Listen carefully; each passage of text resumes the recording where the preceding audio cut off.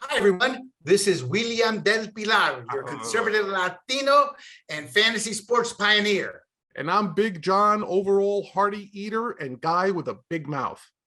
And tonight, we have an NBA expert with us, Dennis Velasco, talks NBA hoops. Gentlemen, Frank Vogel, unjustly fired and made the scapegoat? Or was it time for change? The play-in's done, the field is set, and now the big boys get grooving and moving, and Dennis breaks it down. And from there, it's showtime, baby. A review and discussion of HBO Max's series, Winning Time, the rise of the Lakers Dynasty.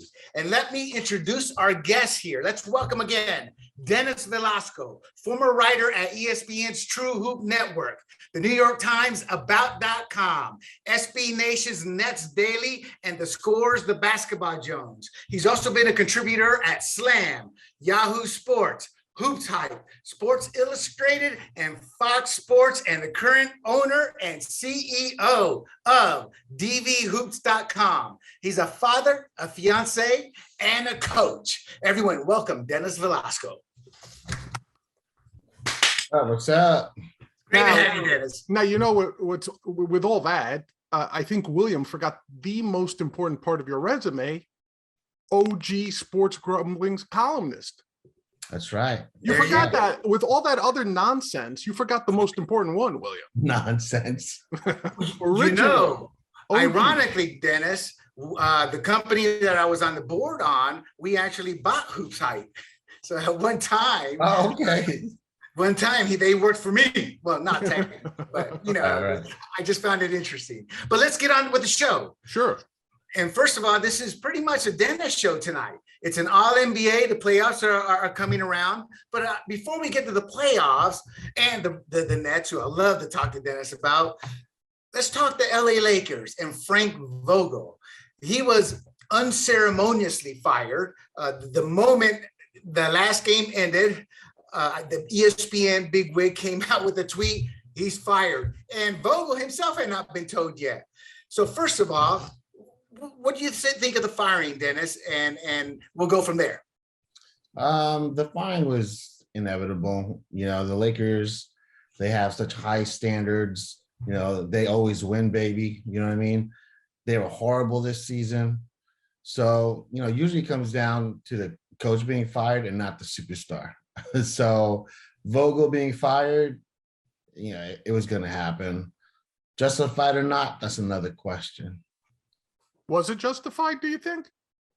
Nope, I don't think so. Yeah. They didn't give them the pieces. You know, when they won the championship in the bubble and, you know, season afterward, they had the defensive role players. You know, this season, they got rid of guys like Alex Caruso just so they could bring in Russell Westbrook. You know, because Russell Westbrook brings like a hefty salary with him. And who brought him in? What was it, Frank Vogel? Nope, it was the GM. And I don't mean Palenka. I'm talking about LeBron James. And I'm sorry, William. I was going to say, how much do you think was Davis not really suiting up for most of it? How much did that impact it? I mean, look, it's a three-pronged answer there as to why the Lakers stunk. Anthony Davis' injury is a big one, definitely a big one. You know, LeBron James, this was his team. He wasn't accountable. He missed some games also. And Russell Westbrook's, you know, play style, pushing the ball, and all, if you pay attention to basketball as far as it being played, it was going to be tough for Russell Westbrook to mix in with the Lakers because he's such a high usage player. Right. You know, he has the ball in his hands so much, but not on the LeBron James team. LeBron James is going to have the ball a lot, not Russell Westbrook. So do you think it was a case where they needed LeBron and 4 sidekicks? Or is it more the Bulls model where you've got LeBron, maybe a Davis, and 3 sidekicks? Like in your mind, when you have a LeBron, what's the perfect team to construct around him in terms of style in order to get over that hump? Because clearly, look, they had big names on that team. But like we've learned throughout history, just throwing together big names, if they don't have that chemistry, that mesh, they're not going to go places. So it's 2020 right now, but how would you have built that team in terms of style? Right. Well, I mean, you can't expect a team even with big names to win that first season. It never it never works. You know, it happened with the Brooklyn Nets. You know, when they had Harden, Irving, and Durant. Of course, there were injuries there. Didn't work when the Lakers with Shaq and Kobe brought in like Carmelo and Steve. It doesn't work right away. You know, you do need that chemistry. And if you look at NBA champions since the 80s, you know, there's a basic formula with like few exceptions where you have two superstars or one superstar, one star, and a whole bunch of great role players, right?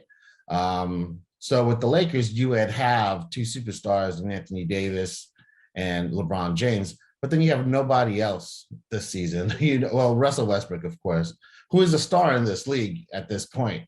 But it just wasn't right in terms of like who's going to dominate the ball, you know, because it's like I said, LeBron James's team. So what you're saying is one star too many, maybe. Definitely, I would have kept the role players that they won. Think about it, they won with just LeBron James and Anthony Davis as the stars, and everybody else is a role player. You had your shooters, you have your defensive players. You know, it was just, you know, it just wasn't a good mix. Dennis, it was Vogel's job to bring in the style of play, the schemes, calling the plays, diagramming them. What specifically failed, though? Was it injuries or no chemistry? At the end of the day, Vogel was able to diagram them and use the players with LeBron and the role players to win a championship. So what failed from the coach's perspective this year?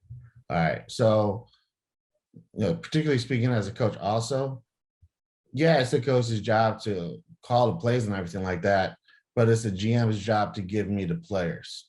You know, Vogel is known as a defensive coach. They did not play defense because they didn't have the players that played defense. Right. Okay. That makes sense. Yeah. So, and, you know, when your best defender, who's Anthony Davis, is injured, you know, whatever, it's not going to work. LeBron James, you know, another one of your better defenders, he was hurt for like, you know, 20-something games, you know, so he just didn't have the horses. And Russell Westbrook is not playing defense at all. So you don't even have to worry about that. Okay, so with Vogel gone now, who are they looking at? I know Quinn Snyder was one. LeBron has mentioned Mark Jackson. Is Mark Jackson? I love Mark Jackson. He's my kind of coach. I was bummed when the Golden State fired him years ago, and I believe Kerr won that first championship with Mark Jackson's team, really. So what do you make of LeBron talking about Mark Jackson, Quinn Snyder having second thoughts because of their treatment of how they treated Vogel? And how do you see that playing out, I guess? Well, with Mark Jackson, you're getting a coach that demands respect automatically in the locker room. He played in the NBA for a long time. I think he's like number 3 in career assists. Great coach if you like ISO play. So, you know, the main reason why he was cut from Golden State, other than him being too religious, actually, was his style of play where he would just go ISO ball with like Steph Curry all the time, or, you know, Klay Thompson, which was the exact opposite of how Golden State won all their championships, by moving the ball. So the reason why Mark Jackson isn't or hasn't been a coach since then, because his style of play is just old. You know, it's not new. It's not about moving the ball. It's not about spacing. It's not about, you know, taking 3-point shots. You know, it's like, all right, give our best player the ball, clear out. It's not going to work in today's NBA. So that's the reason why he's not. Some other coaches you hear about are Doc Rivers, Juwan Howard, Quinn Snyder, like you said, but they all are under contract. So if you want to look at possible and actually available coaches, you have to look at someone like Darvin Ham, who's an assistant coach with the Milwaukee Bucks. You know, a great player, a veteran, you know, in terms of having played in the NBA. And one of the things that players like about him is that he tells you the truth, whether you're a veteran or a rookie. So I would say he should be at the top of the list. You know, if you want to look at internal candidates, I've always loved Phil Handy, but he's more of a development coach. And he's another one that's a straight shooter. But with the Lakers, it's the Lakers. They're going to need a big name, you know? And, you know, a lot of it is going to be determined by what LeBron James says on the inside. Look, LeBron James is never, ever going to say, yes, I want this coach, because he said, yes, I want Russell Westbrook, and that blew up in his face, right? So you're not going to get any indication from LeBron James besides what you've heard already is like, yeah, if you brought in Mark Jackson, I'd like it. He's not going to push for Mark Jackson, outside, to the media, but we'll see. And honestly, who wants that job with the way their roster is right now? It's so tough, because you're going to get Russell Westbrook. He's definitely going to take his player option, for $47 million. There's no way he's going to say no to that, because he's not getting a multi-year deal from anybody. And you got LeBron, you got AD. They're in it for like 40-something. LeBron James, he can actually sign a 2-year extension this offseason for $100 million, but there's an indication that he's not going to do that. So if I'm the Lakers, I'm actually like crapping in my pants getting that news, because then that's saying that LeBron doesn't believe in the roster that they have right now going into next season. And yet that was kind of the team that he wanted around him, especially with Russell Westbrook also as well, wasn't it? Yep. Okay. And that's why you gotta put it to the king. You know what I'm saying? You gotta put it on the king on this one. Definitely. Oh, I think everybody does. LeBron has become a polarizing figure. Michael Jordan was also polarizing, but there was never any question of his basketball acumen. So, but let's move on to Russell Westbrook real quick. You did mention him. He has a $47 million contract option that he'll pick up. I read a report that maybe the Pacers have interest with him. And he was a 65th rated player out of 66 in shooting efficiency with at least 500 attempts. He said, and this is a quote, "I was never given a fair chance to be who I needed to be to help this team." Did he make Vogel the scapegoat, or is he just in denial? I mean, what do you make of that comment? Well, he did scapegoat Vogel, which is bullcrap. But he's also right in saying that they didn't use him correctly. He could have helped the team, but he needed the ball in his hands. That's how he's a high usage, ball dominant player. And again, you're not going to get that on a LeBron James team. As far as the Pacers go, I think that would be great for the Pacers, because he's an expiring contract. You have 2 young guards in Tyrese Halliburton and Chris Duarte, who you could build on. They could learn from Russell Westbrook. And, they get rid of like a Malcolm Brogdon, right? And a Buddy Hield. So you get those 2 out by using Russell Westbrook's contract, which expires. Brogdon and Hield have multiple years left, right? You get rid of them, so they're not going to stifle Halliburton and Duarte's development over years. So it'd be perfect, I think, for the Pacers. And, maybe you sell some extra tickets because you have Russell Westbrook. Is Russell Westbrook that type of name in the NBA that he can actually sell tickets? Oh yeah, I still know a lot of like kids too that love Russell Westbrook because they remember him for his triple-double seasons. You know what I mean? He could slam the ball. Would it stifle, Halliburton and Duarte's development? Maybe, because again, Russell Westbrook is a ball dominant point guard, but if he accepts, like, you know what, this is my last year to actually do something because I don't have a contract for next year, let me show them that I can help develop young kids and maybe get a multi-year contract somewhere else. So Russell Westbrook still has a bright future if it's a twilight of his career, regardless then. If he accepts his role that he can't be who he has been completely, he can be half of what he's been and still be probably more effective, to be honest with you. Mm-hmm.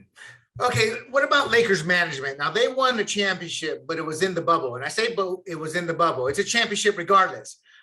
But the critics will go straight to, well, it was in the bubble, shortened season, yada, yada, yada. When you look at Lakers management, especially since Jerry Buss died, they've literally always been up and down. They've had their share of losing seasons since Showtime's run, but they've also had a few championships and they've had a few good runs with Kobe and Shaq, etc. But how do you view current Lakers management? Is this a subpar management with Jeannie Buss and her inner circle? And squelch the talk. Is this bubble championship legit or not? Or do the critics actually have something to say and that maybe has a little truth?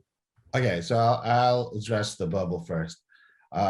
Every single team had the same chances as the Lakers to win that championship in the bubble. There you go. So it's legit.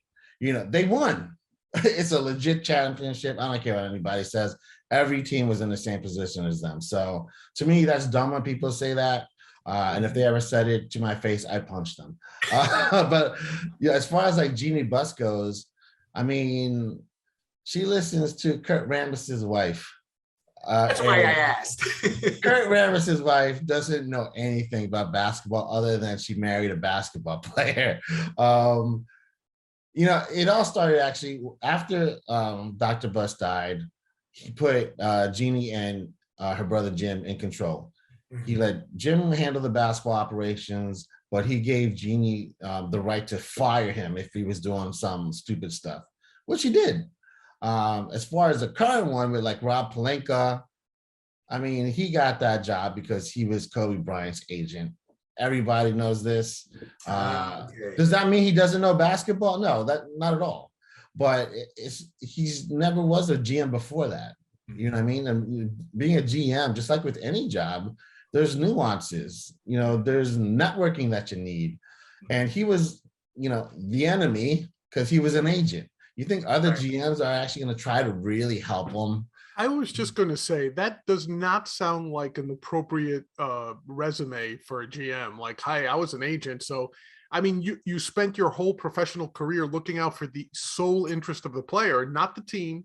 Right. Not the owners, right? Which is your job as an agent. Now you're in the position where you're allegedly working on behalf of the team against the players in some cases. Seems like way too much of a mentality shift for someone to be effective, at least initially. Like, I'm not saying it's not possible, but to do it, and yeah, that seems a little. Yeah.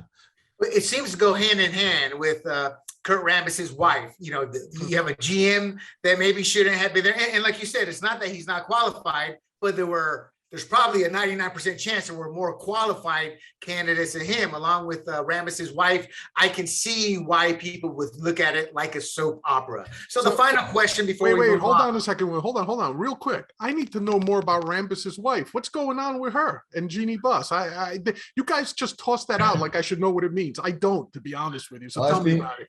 I know how your mind works, John. It's not like that. Oh, man. Damn. You just burst John's bubble. Yeah. But you won a championship in that bubble, so it's all good. Yeah, but seriously though, what's up? Is there like she gets in her ear? What's going on? Yeah, she just gets in her ear because they're like best friends, and it's like, all right. So let's say I'm an expert at running a basketball team, right?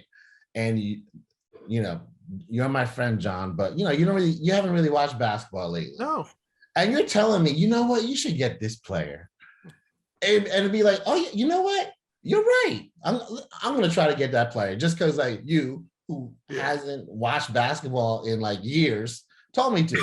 Kind of like it's not good. And by the way, the wife of a guy whose main job with the Lakers was to get the ball after the other team scored and give it real fast to Magic Johnson. That was like Rambis's main job. No. Rambis was a hell of a. You can't devalue him like that. No. Rambis was a hell of a player, defensive player. He was the goon on the team. He was the grunt. Yes. He was the grunt. Yeah. He was like the Bill Laimbeer, but yeah. He was great at it. You know what I'm saying? Exactly. But John, Rambis's wife is like in politics, the inner circle, where they don't have that assigned job. They're just somebody that person trusts. The problem is, as Dennis says, that person should at least have some kind of knowledge versus, well, I love the way he does his hair. Why don't we bring him on in? Yeah, right. So the final question before we move on, Dennis, two-parter. Can they come back to dominance? And do you think, will they come back to dominance? It's the Lakers. They can come back to dominance. It's just a matter of when. I don't think it's anytime soon. The closest draft pick that they can trade is depending either 2026 or 2027. In the NBA, there's this thing called the Stepien rule where you can't not have a first round pick in back-to-back years. So because they gave away the right to the Pelicans to take a pick 1 year, I think it's either the 2024 or the 2025 pick that the Pelicans can take just outright. The Stepien rule comes in. So depending on when the Pelicans actually take it, the first round draft pick the Lakers can trade is 2026 to 2027. You're going to have to trade that pick if you want to get if you're going to do like the Russell Westbrook trade to the Pacers, because the Pacers aren't just going to want Russell Westbrook. They're going to want, look, give me your first round pick for taking Russell Westbrook off your hands. So, I think if they did that, it'd be great.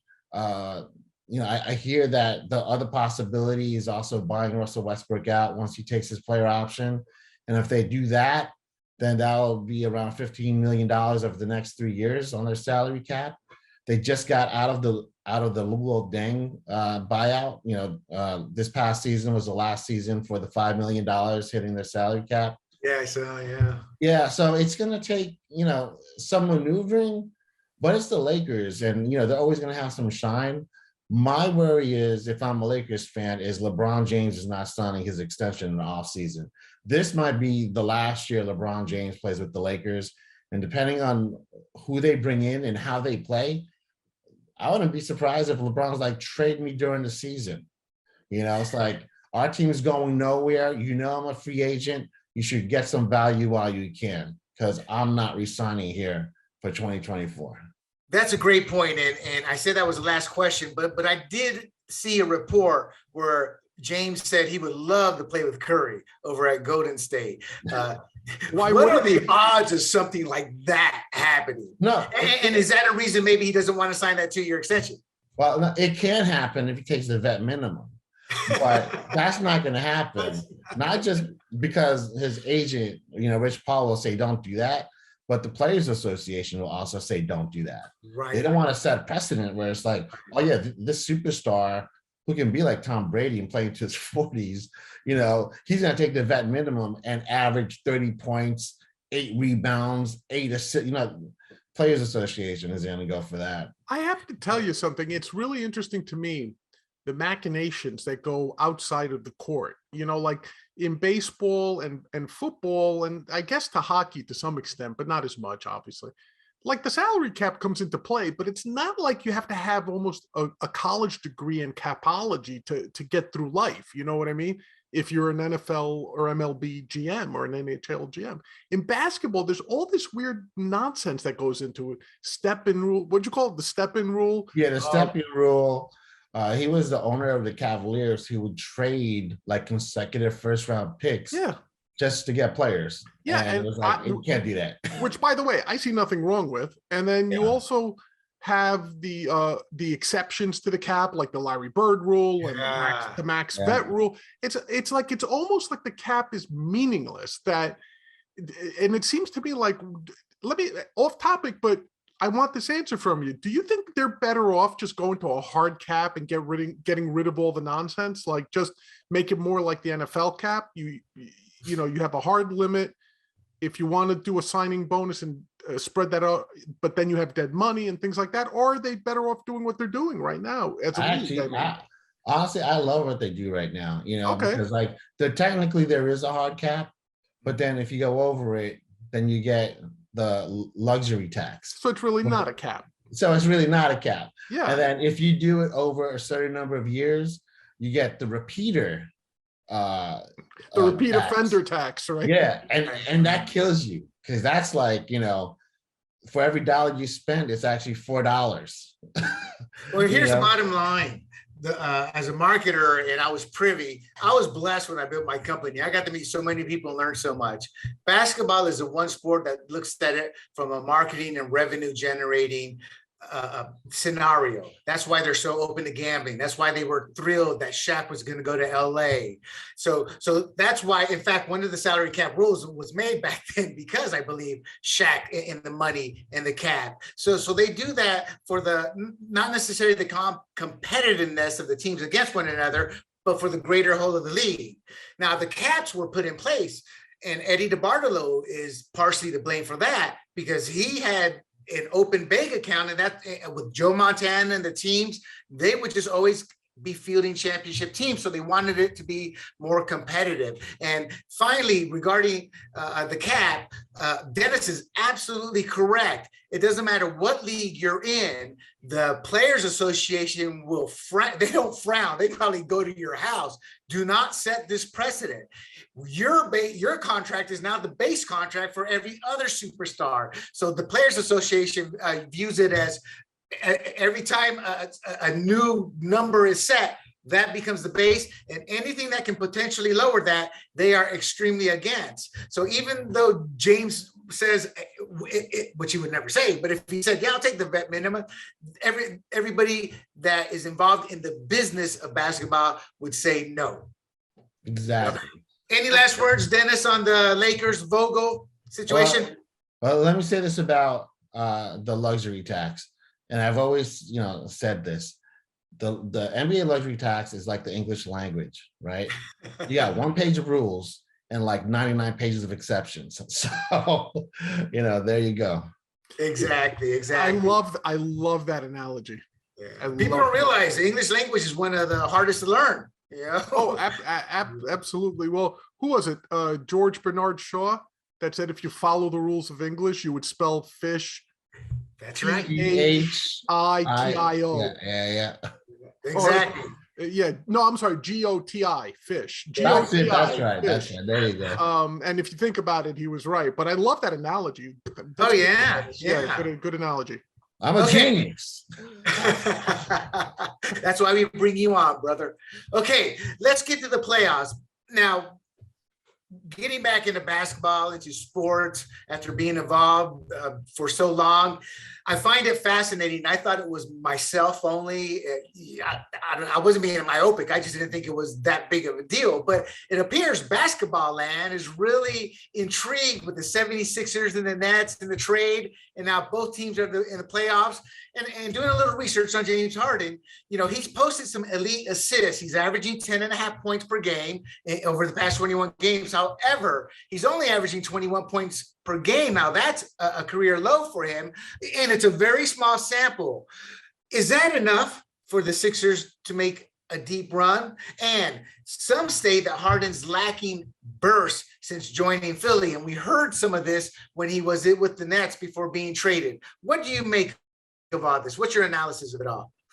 I just think James Harden doesn't give an F anymore. Honestly, he's going to the Hall of Fame. Obviously he wants to win a title because he kept, he's been like, trade me to Brooklyn, trade me to the Sixers. I want to win a title.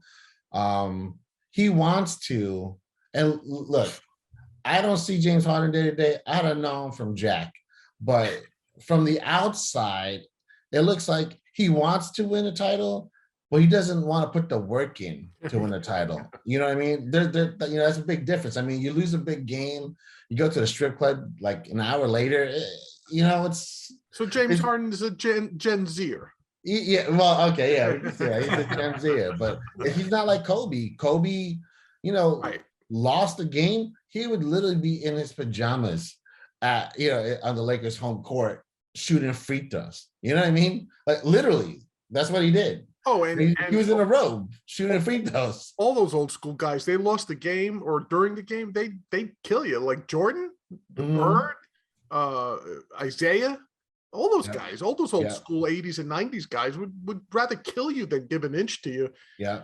So I agree with you. His lack of like, you're right, he wants to win, but it's almost like he thinks it's just a matter of being in the right place at the right time almost. It's like, I think William made this point last time. I think he's unwilling to put a team on his shoulders really and make them better in order to win the title. I think he's just sort of like, hey, give me the ball as often as you want, and I'll shoot it, and then we're done. You know, like you said, he doesn't contribute on the defensive end at all. And lately, you know, he hasn't been as healthy, and he hasn't been as effective scoring. So is it like greatness, gentlemen? Greatness. Yeah, you're Michael right. Jordan, He's not Kobe great. Bryant, greatness. James Harden is a great player, but doesn't epitomize the greatness of champions. I think that's what we're all trying to say. Now, that said, if he could turn it around by coming through in this playoff series and put an icing on the cake and then take his big old contract next year and then do what he wants. But if he doesn't, he's going to go down as another Charles Barkley, great player who couldn't win a championship, in the Hall of Fame. But the difference is Barkley's got personality and we all love him. At least I do. I love Barkley. He's my favorite player of all time. I was going to say, you can't compare James Harden to Charles Barkley like that. Well, we know in terms of the championship. Yeah, but personality, we're good. Yeah, but I was also going to say there's other reasons why you loved Charles Barkley. Let's be honest there. Yeah, because he didn't give an F. He's like, I am not a role model. Well, literally said that in a commercial. Well, before you guy through a bar window, spit on a kid. You know what I mean? Well, you know, well, also before you grew back your hair, you kind of might have been with a 34 jersey on your back. Yeah. I've seen you on the court with the 34 jersey. That's you looked a little like the round mound of Filipino rebound over there. You know? There you go. There you go. That's come on, man. I got these jerseys, man. I still got a jersey T-shirt from when he was at the Sixers in the 80s, and that's like 40 years ago. I still have that T-shirt. You just got to learn to talk slowly and with an Alabama drawl. That's terrible. Exactly. That was good. I like that one. You're right. Okay. So Dennis, talk to me about the Nets. Will we see Ben Simmons during this playoff run? I mean, obviously there's no right or wrong answer, but what do you think? Do you think there's a good chance we'll see him finally? We are going to see him in this series. They're targeting between game 4 and game 6, you know? So we're going to see Ben Simmons. How effective will he be? I don't know. But our reports from the Nets are he's like looking really good in practice. He has some swag, you know, in practice. Someone said that he's walking around the gym like he's Jordan, but not like in a bad way. Like, oh yeah, I want to be like Jordan, but in a way like he's exuding confidence. He's dominating. You know what I mean? Of course, not offensively, but defensively. I mean, that's what he's known for. And that's what they need. And well, the thing too is he'll have fresh legs. I mean, these players have a sport like baseball, basketball, and hockey, and football because of the pounding, but those are sports of attrition, the healthiest team. And to get somebody like Simmons back, you're the expert, but he's a defensive player. But even on that side of the ball, having those fresh legs, I assume is going to make a big difference.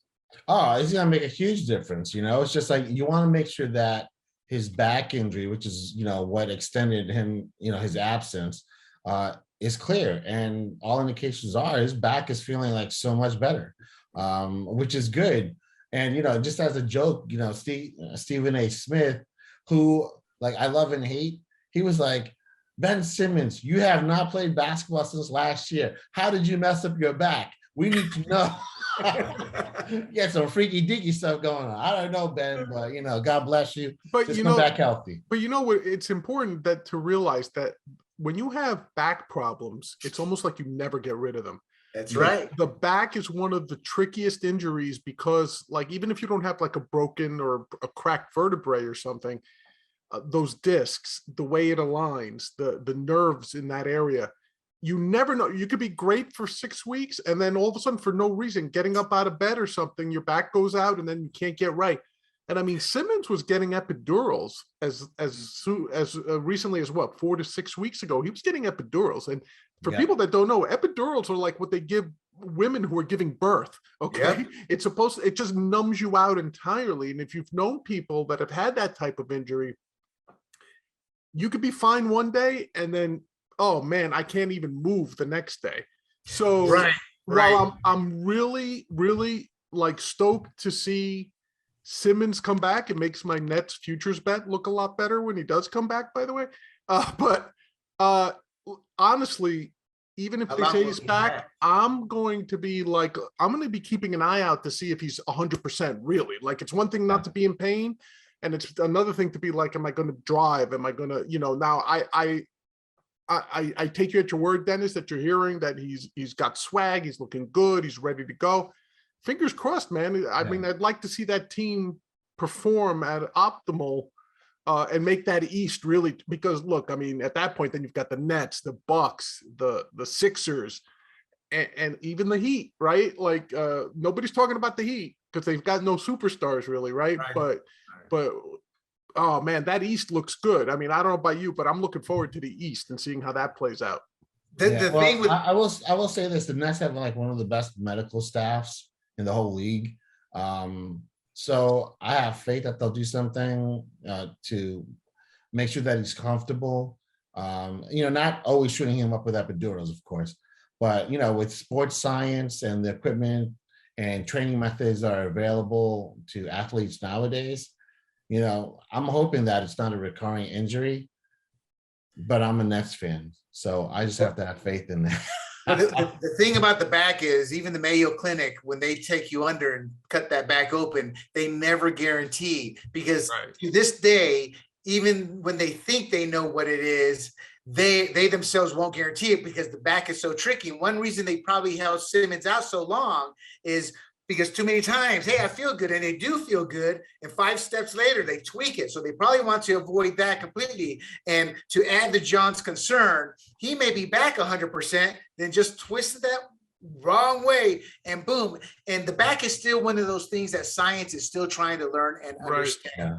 Let's get back to the 76ers, though, Dennis, before we go on to some of the other playoff games, because we're all wanting to see a potential Nets 76ers game. When I was checking out, the injuries, etc., I came across something very interesting. Well, first of all, they're playing the Raptors. The Raptors have beat them 8 out of 10 times, including once this past month. I don't know if James Harden was on the court that game, but Matisse, and how do you pronounce this? Thibault? Thibault. He's unvaccinated. And in Toronto, they're still playing the New York City game. If you're unvaccinated, you can't play. How is that going to affect that series? It's going to be a big factor when they play in Toronto, because Toronto has some scorers. You have Pascal Siakam, Fred VanVleet, OG Anunoby, Norman Powell. You got the rookie Scotty Barnes. And someone like Matisse Thybulle would have guarded 3 of those 5, but now he's not. Not when they play in Toronto. So it's going to be tough. I mean, that's honestly going to be a big loss. One of the players that the Nets wanted back was Matisse Thybulle, because he's such a significant player on defense. So the Sixers, they better win all the games in Philly. You know what I mean? So speaking of the Sixers, they really haven't been able to replace and find a solid backup for Joe Embiid. Well, now, once you hit the playoffs, you're not playing the scrubs. Every game is competitive. Can Joe Embiid handle literally as many minutes because I'm sure if they had their way, he wouldn't come off the court. Can he handle a grueling, long playoff season? That's going to be tough, because I think for his career, he averages like 32 minutes or something like that. Same thing in the playoffs. He does not average a lot of minutes. He's not going to play like what Kevin Durant and Kyrie Irving have been playing lately, 40 plus minutes. Just no way Embiid can do that, because he's not always in the best of shape. And even when he has been, he's always had some injury come up. So it'll be tough. And I think the only time he's ever played 36 minutes in the playoffs, in the postseason, they were limited in the first round. So, it might not even matter. It reminds me of college when that star player would go on the bench, and then the philosophy, it's not like anybody told us this, but you could sense the philosophy of the team was like, let's not let them whittle down our 20-point lead to 2. Let's let them whittle it down to 10. So is that how the 76ers are going to try to play those scenarios with them on the bench? I mean, they might not have a choice. And, when he comes off, I looked at the advanced stats, they're like a -8 without him per like 100 possessions or something like that. So it's a concern. It's significant. And, when you bring in his backup now, DeAndre Jordan, he's not even good defensively like he used to be anymore, so and he gets your rebounds still, but he's not getting your rebounds like Andre Drummond was. I mean, Andre Drummond had the highest, rebound percentage on the team, even over Joel Embiid. So, Joel Embiid, I don't know if he needs a epidural on his back or whatever, but he's gonna have to make sure he stays on the court, as long as possible. No, that makes sense. That makes sense. So, Dennis, are there any intriguing first round contests that we should take notice of and watch? A potential upset or anything out of the ordinary? Well, the one that I'm actually excited about watching is the Grizzlies versus the Timberwolves, because you have probably the top two freak athletes on the court in Anthony Edwards and John Morant. Now, if we see them going up and down, and you're going to see some crazy dunks. Both of them, like right now, and even like in the past 20 years, are probably the best in-game dunkers over, defenders ever, like in the past 20 years. That's going to be exciting to watch. Another exciting one to me will be the Warriors and the Nuggets, because both teams, I think, are very likable because of their players. Like, I love Steph Curry, as a lot of people do. And, Jokic, you gotta love Jokic. Everybody loves a big fat guy doing the things that he does. And he's all right, so I know we're not talking about the MVP, but, a lot of people say Joel Embiid, he led the league in scoring, as a center for the first time since Shaq, right? Mm-hmm. Jokic did it all. 2,000 points, 1,000 rebounds, 500 assists, was the first ever to do it. Right. So, you talking about the fat guy? Yeah, I would vote him for MVP. You can't go. Why is that? Why is that? Do you sense an affinity with him? Is what you're saying? Oh, always. But you just look at the numbers. He's the first ever to do it in the history. And also, he's a big man, right? He's not like a small forward, like he's not LeBron or even Giannis to some extent. Putting up those numbers. He's a dumpy white guy, and he's got size. So, he's got would he be the one player you would start with if you were building a team based on what you see today, stats wise? Because he's got the assists, he's got the rebounds, he's got the scoring, he's got the size. Now, honestly, if I was starting a team, I would take Giannis every single time, because Giannis he's the Greek freak. He can get to the room whenever he wants. I thought I had that trademarked. No, you're just a freak. Oh, but Giannis can get to the hoop whenever he wants. Defensively, he's a monster. Right. Block shots, steals, he does it all. And he's just so fluid. And it's not like he's a big, like, muscular guy. Like, he's a thin, well, no, he's gained muscle, but he's still basically a thin player that can get up and down the court.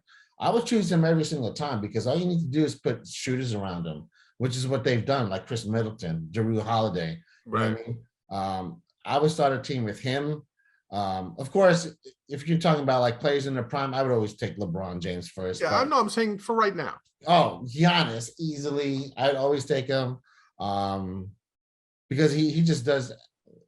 He makes a big impact on your team on both sides of the court, offensively and defensively.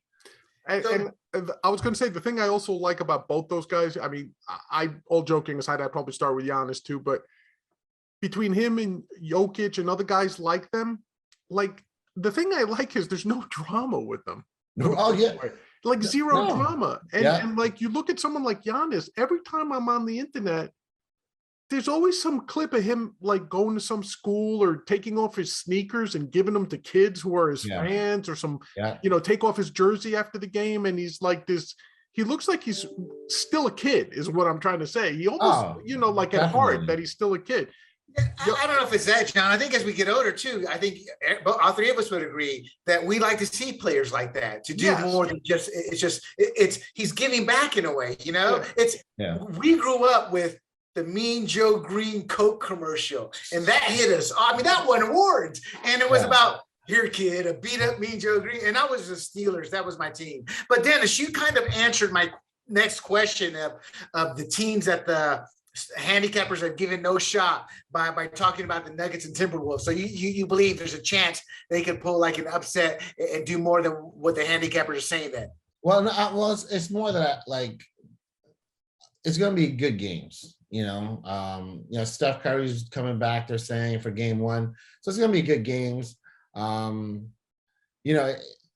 think a really good, if you want to talk about a really good series, that's going to be a fight. It's going to be the Nets and the Celtics. I think that's going to go 7 games. I think either team can win. Even if Simmons comes back, healthy and does what he does, it's still going to be tough. The only advantage the Nets have is that Robert Williams, the Celtics center, is not playing because he's injured. But it's still going to be tough. I mean, Jason Tatum is, I would say, first team All NBA, and he's just like, really, solidifying that he's a superstar in his league. That's got to be one of the worst matchups for a number 2 seed when you're playing the number 7 or 8. Number 7 to have that. What about, okay, John mentioned the Miami Heat. They're not getting a lot of respect. I don't know if it's not respect as much as the pub is going to different teams and different players. But do you think they're getting the respect, or do you think it's what I just said? It's just pubs on the other players and they are getting the respect? All right, so they're probably not getting the media coverage respect, but around the league, trust me, they respect the Heat. Great defensive team. They have the 6th man of the year in Tyler Herro. Jimmy Butler is just always a beast. Bam Adebayo, I told you, defensive right there. Is not a team to sleep on. It's just that they're kind of boring in that they just do what they do. They're just so effective, so it would be wrong for anyone to just look over them. Can they go deep? I think number 1 seed. I think they can definitely go deep. And Spoelstra, fellow Filipino, great coach. He was actually, for the 75th anniversary team, he was in the top 10 coaches of all time, which is crazy to me because he's still so young. Right. I would put him in top 15 maybe, but not top 10. But I mean, he's a great coach. So when you look at it, right? First of all, do you think it's a team like Denver or Phoenix that's coming out of the West to win it all? Phoenix is gone. Look, I think Phoenix is going to win the whole thing. Okay, so that's your odds-on favorite right now is Phoenix. Yeah. Okay. Because they have the championship team, or the team that went to the finals last year, still together. CP3, one of the best point guards of all time. Devin Booker. A lot of NBA players are saying that he's kind of building up to being like Kobe. They just, and you have Michael Bridges right up there for Defensive Player of the Year. It's a great team. They got the role players. It's perfect. I think they're gonna win the whole. So you've got Phoenix you've got Phoenix in the finals. Yeah. Who are they beating in the finals? The Bucks. They're getting revenge. I'll tell you why the Bucks, and I would love to say the Nets winning the whole thing, but the Bucks have done it before. They basically have the same team together. Giannis is great. Drew Holiday, awesome. Chris Middleton, awesome. Bench players, they're too good. So I think it's going to be the same finals as last year, just a different winner. I'm sorry, you're saying the Suns will win it then, right? I'm saying the Suns will win the whole thing this year. Yeah. They've been playing with attitude, and that was one of the questions. If you see a rematch, and you do see it, so you're saying Chris Paul gets his first ring then? Yes, thank goodness, because I've always liked Chris Paul. Because I'm short, I've always loved point guards. CP3 is one of my favorites. So, I hope he gets the ring. I don't want it to be like I was a big Patrick Ewing fan and he never won a ring. And, I wasn't a Ewing fan. I was happy to see that. But I felt bad when Barkley didn't win it. Man. And then I remember he actually did what others do, trying to win for a few different teams trying to win it. And I just felt bad. Great player. So we're going to bring Dennis back for more playoff talk as the playoffs keep moving forward. But right now, let us shift to Showtime and the series on HBO Max, Winning Time, The Rise of the Lakers Dynasty. Now, it's about the book Showtime, Magic, Kareem, Riley, and the Los Angeles Lakers Dynasties of the 1980s by Jeff Pearlman. Now, I lived that era. Meaning that was my era of watching basketball, and I stopped following basketball for a long while. I just thought it was not fixed, mafia fixed, but fixed by the NBA, just always wanting the Lakers in. But and it wasn't just the Celtics and Lakers. People don't realize the 80s. It was the Pistons, then the Bulls started to come along. I mean, that was basketball to me with the peak stars. Now, I'm going to ask some questions here, but I don't have HBO Max and I haven't watched the series and I probably won't, but I do know Big John mentioned it to me. He was all excited, like a kid with his first Playboy, and then when I asked you about it, you're like, of course I've been watching that, So first of all, what do you think of the cast? A couple of questions. John C. Reilly, to me, looks like Jerry Buss. What are your thoughts on his role so far? Well, hold on. Let me just break in. You mentioned teams about the 80s. Let's give our props to the Dr. J-led Philadelphia 76ers winning it in the early 80s. Okay. Right. No, I love Dr. J from the ABL. He was actually one of the first loves, and because he had lost the previous year, I believe, and he was already old. I mean, it was like his last legs, and he was still Dr. J flying through the air. People don't realize in comics, and John collected comics, there was an ad with Dr. J just going through the air. So a lot of non-basketball kids learned who he was, and that's how I learned who he was. So great call there, Dennis. Now tell me, what do you think of Riley? I think he's great. I mean, he's one of the best actors, character actors of all time. He did Broadway and he was awesome. I got to see him there with Philip Seymour Hoffman. He's great. He's perfect, I think, as Jerry Buss. He looks like him. He does look like him. He does look like him too. Yeah. Now, Big John, I know you're a fan of Jason Segel and actually met him. Yeah, I did. What do you think of his role as Paul Westhead? I can't, it's hard for me to say because I wasn't familiar with Westhead as a person, especially when he first started, right? But he comes across as this insecure, driven by doubt sort of guy, and that the only reason he's there with the Lakers at that point is because of Jack McKinney, because he was the only one, according to the series, that understood McKinney's vision. And I think, to me, that was also very surprising because yes, I followed basketball at that time, but I was younger and I was basically an ABA fan. I loved the New York Nets, with Dr. J and those guys and Bobby Jones and all those guys, right? And I like my Knicks too, Willis Reed, but I'm talking when I was a kid, right? So that lead up to Showtime, I really wasn't aware of what was going on until it was Showtime with Pat Riley. And Magic and Kareem and Cooper and those guys.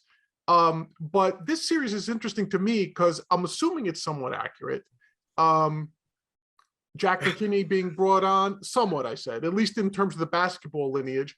McKinney came on, right? And it was interesting to me that he brought Westhead along. And then his tragedy, right? The first season he started coaching the Lakers, fell off. He was involved in a bicycle accident somehow, fell into a coma. While he was in the coma, they said, okay, we can't wait for him to come back. We don't know if he's coming back. So they promoted Westfall. And Westhead. I apologize, Westhead. And it's interesting to me. So the series right now is right after Westhead took over. So so I'm interested, but I love the series itself. Jason Segel does a good job. Adrian Brody is Pat Riley. At first I was like, was this a good casting decision, Dennis? I don't know if that was, but the more I see him as Riley, the more I can kind of sort of be convinced that he is Pat Riley, The Jeannie Buss portrayal is kind of strange to me. I'm not sure quite what they're doing with her character. The Magic Johnson one, like, I never realized he was that much of a poon hound. Big time. My God. No, I knew he was, but I'm saying I didn't understand the level to which he was, because he was a good hound even after he got married. No, I understand that. I'm not being Pollyannish, but what I do mean is that in the series, not only is he like catting around, but he so far has been treating women pretty crappily in the series. It's not like, I'm sleeping with 20 women. It's like, I'm sleeping with 20 women and I'm treating each one really poorly, and you get that sense out of him, and they're trying to build the relationship with him and Cookie to see how that works out. I I didn't realize. I mean, I knew Jabbar was moody and he carried a chip on his shoulder.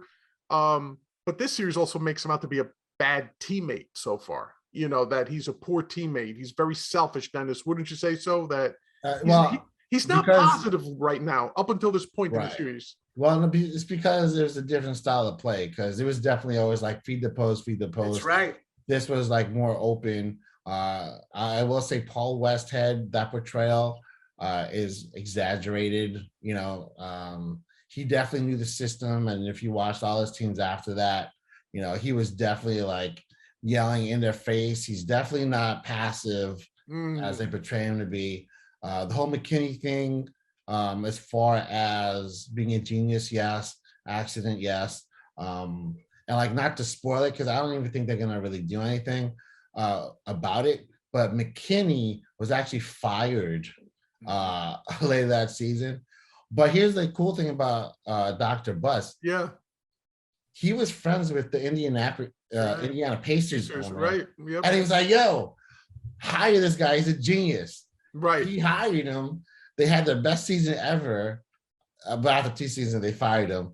But he actually got McKinney a job after he fired him. I thought that was really cool. I've read, not in the series, but I've read elsewhere that he was racked with guilt. You know, that because he had to fire him. You know, it was just a circumstantial firing. He had nothing against him. Right. But the other thing I want to say, Dennis, that I thought was interesting was how they portrayed the flirtation with Jerry Tarkanian. Almost becoming, in essence, the Pat Riley of the era. Right. And now there's always been those rumors about Tark and the mob invasion, which they show. Whether it's accurate or not, it was entertaining. I don't think it's accurate. There's a lot of things in this show. I understand. Not accurate at all. No, and it says it's not accurate at all. I did a lot of research regarding Jerry Tarkanian. His manager, Weiss, the name of his manager that got shot and killed, it is true. The last time anybody saw him was at that meeting. However, he was laundering money for the mob. He was skimming off the top, and he had about $60K in debt. That's why he got shot and killed. And Jerry, to cut to the chase, I followed this closely even as a kid, because I grew up in North Carolina. We moved to North Carolina, and North Carolina is basketball country when it comes to college. So in the Running Rebels, remember, Duke was the one that knocked out of the tourney what was supposedly the greatest college basketball team of history in the Running Rebels in Tarkanian. So I follow that. And I'd always get mad, being Latino, having moved to the country, the US, the government, the feds, man, Jerry Tark's a crook. Truth of the matter is, Jerry Tark was in a town that was filled with crooks. Most people don't understand. Vegas is now conglomerates, Disney owned, corporate owned, all that. And that ended in the mid-90s, meaning the transition from family owned businesses to the corporations. And the mob was ingrained in that town. And history has shown the mob isn't going to go to the coach. They're going to go to that poor player who has never had a dime to his name. And Tarkanian was fighting that. And the reason I now believe the odds of him being involved are slim to none is he sued the NCAA. And they said, okay, we're not going to go to court. And they settled with him for $2.5 million at the time. Jerry Tarkanian never made a killing like coaches do now. He was in the final era. So tell us, sued the NCAA for what? It witch hunt for 20 years, going after him over and over. And he finally got the money and $1.5 million payout. I can't remember from where. And he used that money to fund his suit against the NCAA. And NCAA didn't want anything. The Supreme Court saved the NCAA. The lower court said the NCAA, in essence, what the lower court said, hey, you guys hear something and you play God and don't give. It was pretty much a cabal of elitists dictating. The lower courts ruled that, and they ruled for Jerry. And SCOTUS said, no, the NCAA has a right to do whatever they want. Okay. You know, so eventually down the road he sued. So I'm not saying he wasn't involved as much as it's a lot of innuendos. I believe what he said. He there's a quote. And when he found out, he told the commission, I told the players, the perception will be damaging to you and damaging to the program. And at the end of the day, the perception of pictures with Running Rebel players in the pool or hot or jacuzzi with the fixer, was just too much for him. Tarkanian did not even have to be involved. It's just those were running Rebel players. And the other thing is Bus's business card wasn't found on the body of Weiss neither. And I assume that was portrayed. And never forget, John, you should know this best. Why am I preaching to the preacher here? Based. When they say base, it may be based on just the names, Well, Hollywood's going to do what Hollywood's going to do. I will say that the series makes it very clear. It's very explicit. They go, things have been dramatized here. Right. Based on actual events, right? Right. Now, the good thing about sports sort of things, Dennis, also is that it's very easy to go look up, okay, who won that season? Who was coaching that season? Right. So there's facts and things they can dramatize, and there's things they can't, right? Mm-hmm. Just because it's too easy to check up on it.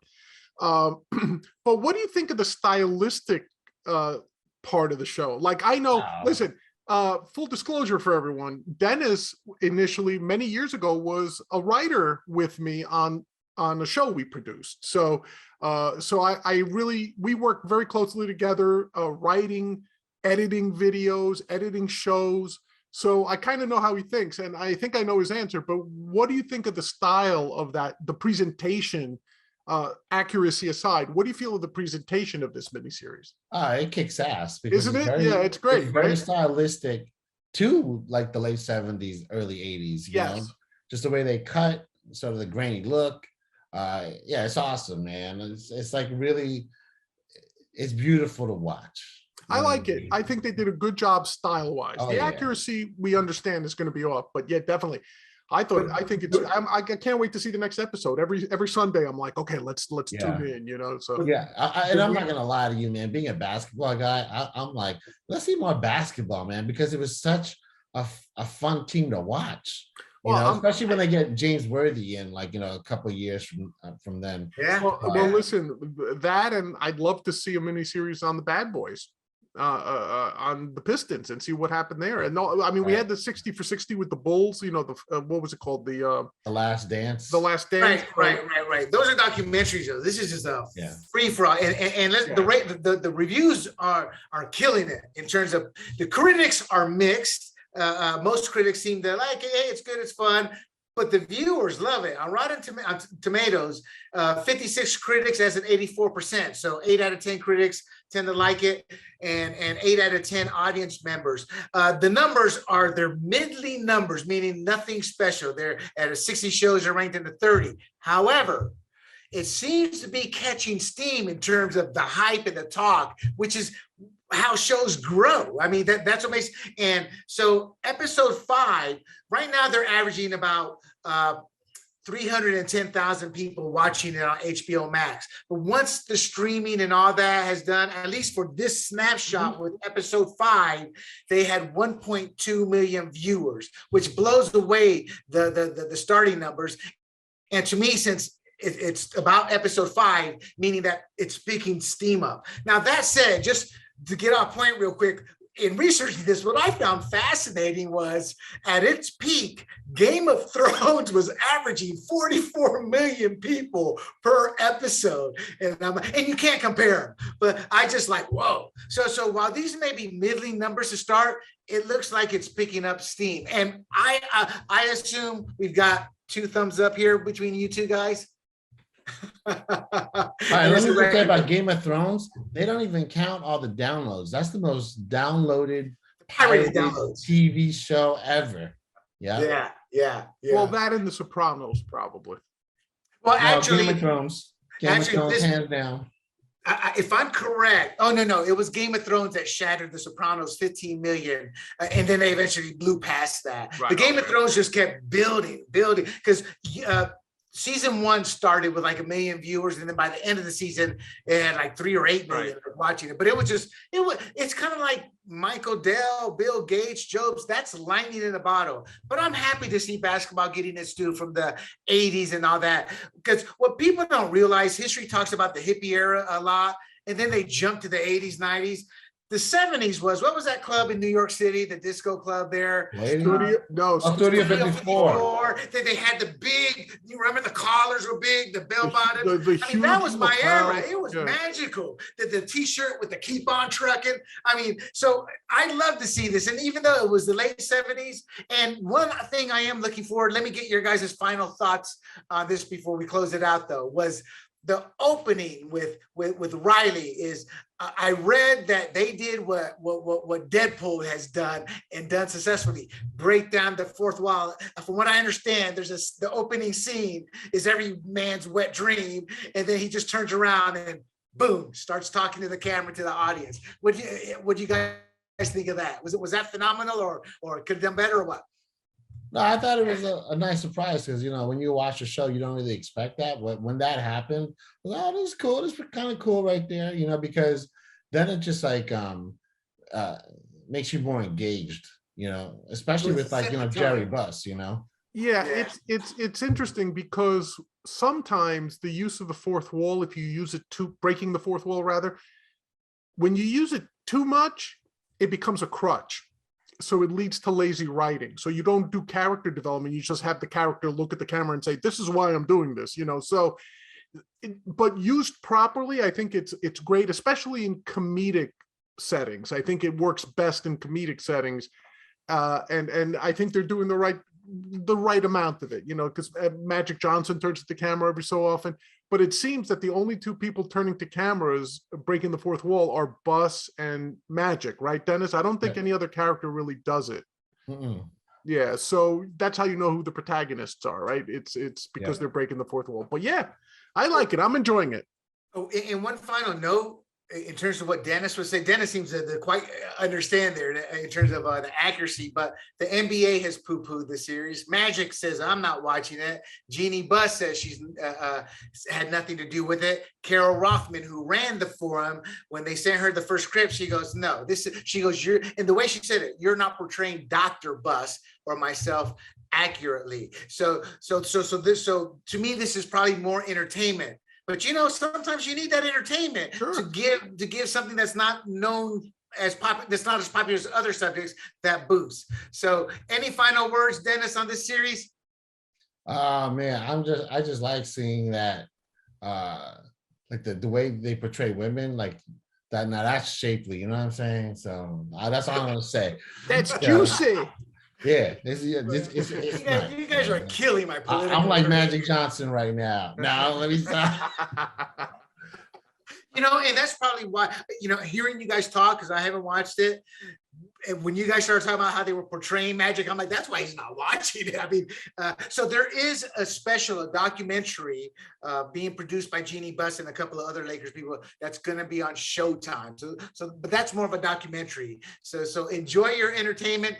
And Dennis, it's always a pleasure to have you on. We love your insight. We love your candidness. We love your locker room mentality. We love it all. So we wish you greatness until we see you next time.